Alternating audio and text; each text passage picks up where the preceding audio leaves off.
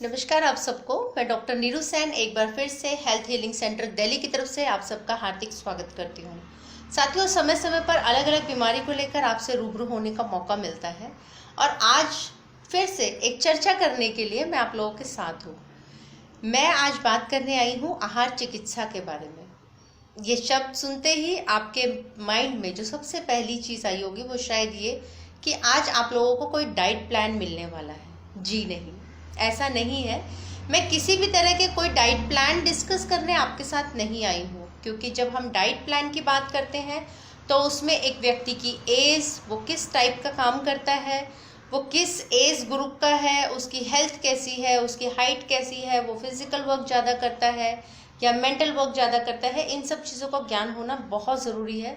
और इसके साथ डाइट प्लान बनाते समय जो मेन चीज़ ध्यान रखी जाती है वो ये कि एज के अलावा उस व्यक्ति को किस टाइप के रोग हैं या वो किस तरह की दवाइयाँ खाता है। लेकिन आज जो हम चर्चा करने आए हैं वो आहार चिकित्सा के बारे में है। आहार चिकित्सा को जानने से पहले आप एक चीज़ अपने दिमाग में ज़रूर याद कीजिएगा। जब आप किसी डॉक्टर के पास जाते हैं तो डॉक्टर आपको ट्रीटमेंट देने के साथ एक शब्द यूज़ करता है, परहेज। यानी आपने उसकी दवाइयों के साथ किन चीज़ों का सेवन करना है और किन चीज़ों को बिल्कुल नहीं खाना। लेकिन हम क्या करते हैं, अगर हम किसी रोग से ग्रस्त हैं, कोई मेडिसिन खा रहे हैं, तो हम आहार चिकित्सा को फॉलो करते हैं और परहेज पर रहते हैं। लेकिन जैसे ही हमारा रोग ठीक होता है हम तब की तब परहेज तोड़ देते हैं, यानी बद परहेजी शुरू कर देते हैं और कहीं ना कहीं आने वाले समय में वो एक बीमारी का कारण बन जाता है। तो अपने आप को फिजिकली और मेंटली फिट रखने के लिए परहेज शब्द को अपने दिमाग में रखना बहुत ज़रूरी है। और आयुर्वेद में एक बहुत अच्छा शब्द जो उपयोग किया जाता है, जो हमारे ग्रंथों में मेंशन किया गया है, वो है विरुद्ध भोजन। जी हाँ, अगर आप आहार चिकित्सा को समझना चाहते हैं तो परहेज, विरुद्ध भोजन, उपयुक्त समय, नेचुरल भूख, आपकी ज़रूरत शरीर की, इन सब चीज़ों का ध्यान रखना बहुत ज़रूरी है। अगर आप चाहते हैं कि आप फिज़िकली और मेंटली फिट रहें और उसके लिए आपको कोई भी दवाई ना खानी पड़े, तो आज से आप अपनी आहार चिकित्सा पर काम करना शुरू कर दीजिए। बहुत अच्छा गुरु मंत्र है ये। और आपको जानकर शायद थोड़ी सी हैरानी होगी कि आज के टाइम में भी बहुत सारे ऐसे लोग हैं जो सिर्फ भूख लगने पर ही खाना खाते हैं या शरीर की आवश्यकता अनुसार ही भोजन करते हैं। लेकिन बहुत सारे लोग ऐसे भी हैं जो सिर्फ खाने के लिए जिंदा है। ये शब्द मैंने इसलिए इस्तेमाल किया क्योंकि कहीं ना कहीं हम अपनी नेचुरल लाइफ से बिल्कुल हट चुके हैं। हमारा खाने का अगर हम डिस्कस करें, अगर मैं आपके साथ भी डिस्कस करूं, तो शायद आप मुझे ये जवाब देंगे, जी नाश्ता सुबह 8 बजे करती हूँ, लंच मेरा 1 बजे होता है, 1 से 2 के बीच में लंच करने के बाद में शाम को 4-5 बजे हम चाय के साथ कुछ स्नैक्स ले लेते हैं, रात को 8 बजे तक हमारा डिनर हो जाता है। वो ज़्यादा लेट नहीं करते हम।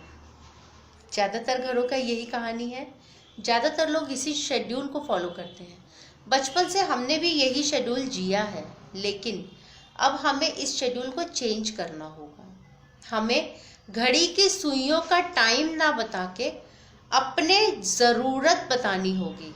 यानी मैं सुबह 9:30 बजे ब्रंच करती हूँ, नाश्ता और लंच उसे कंबाइन कर देती हूँ, जहाँ पे मेरी थाली में रोटी, सब्जी, चावल, दाल और ज़रूरत की हर वो चीज़ अवेलेबल होती है जो मेरे शरीर के लिए उपयोगी है। लेकिन उसके बाद मैं पूरा दिन अपनी डाइट में सिर्फ लिक्विड इंक्लूड करती हूँ, या कुछ खाने की इच्छा हो तो इस तरह की चीज़ें खाती हूँ जो शरीर में जाकर एक पानी की तरह फ्लो बनाए। जैसे सलाद खाना, जैसे कि एक नेचुरल चीज़ें आप दिन में जब आपको एक नेचुरल भूख लगे तो उस समय पे वो आप ले सकते हैं। शाम के समय रात्रि का भोजन 8 बजे, 9 बजे, 10 बजे, 11 बजे करने वाले कोशिश करें कि अगर आप अपना रात्रि भोजन 7 बजे या उससे पहले कर लें तो वो आपकी हेल्थ का एक बहुत अच्छा गुरु मंत्र है। क्योंकि आपके सोने से कम 5 घंटे पहले अगर आप अपना खाना खा लेते हैं तो आपको कभी भी एसिडिटी या पेट से संबंधित रोग आने की जो सिचुएशंस है वो आएंगी ही नहीं। आप फिजिकली और मेंटली हमेशा फिट रहेंगे, हैवीपन महसूस नहीं करेंगे, लेजी नहीं होंगे और आपके अंदर चिड़चिड़ाहट नहीं आएगी। इस डाइट प्लान के साथ आज मैं अपने घर के जो गोल्ड एज जी रहे हमारे जो बुजुर्ग हैं, मेरी आंटी हो सकती हैं, मेरे अंकल हो सकते हैं, माताएं हो सकती हैं, मेरे पिता समान पिता तुल्य हो सकते हैं, आज मैं आप सब लोगों के लिए एक बहुत छोटा सा मैसेज देना चाहूँगी। कहने को आपसे उम्र में बहुत छोटी हूँ, लेकिन मेरा एक तजुर्बा है जिसके बिहाफ पर आज ये बात मैं आप लोगों को बोलना चाहूँगी। जब भी आप खाना खाएं, खाना खाते समय आपके चेहरे पर मुस्कान होनी चाहिए। मानती हूँ कि उम्र के लिहाज से हम खाना कभी कभी पूरी तरह से नहीं खा पाते या वो खाना जो बना है वो हमें पसंद नहीं आता। कोई बात नहीं, आप कम खाएं लेकिन प्रसन्नचित होकर खाएं। कोशिश करें खाना खाते समय ज़मीन पर अगर आप बैठ सकते हैं तो वो सबसे बेस्ट है।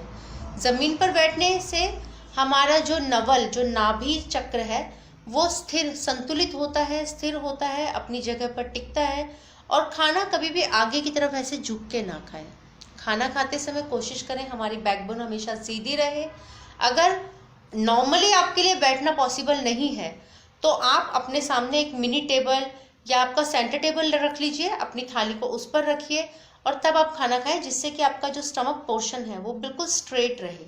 आपका पेट आगे की तरफ झुकेगा तो आपकी बल्स निकलेगी, आपका टमी बाहर आएगा, आपको खाना ठीक से डाइजेस्ट नहीं होगा, आपको एसिडिटी ज़्यादा बनेगी, आप थोड़ा सा खाएंगे और बहुत ज़्यादा हैवीपन महसूस करेंगे। इन सब चीज़ों का हम ध्यान रखेंगे।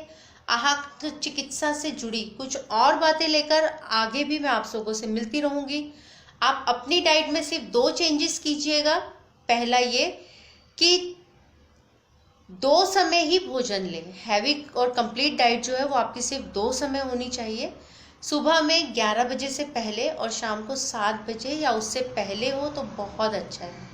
खाने के साथ कोई भी लिक्विड ना लें। खाने से आधा घंटा पहले या 1 घंटा बाद ही पानी का सेवन करें। आप इन चीज़ों को फॉलो करिए। प्रकृति स्वयं चिकित्सक है और आहार चिकित्सा अपने आप में पूर्ण चिकित्सा है। आप सबका सहयोग और आप सबका आशीर्वाद मुझे इसी तरह मिलता रहेगा।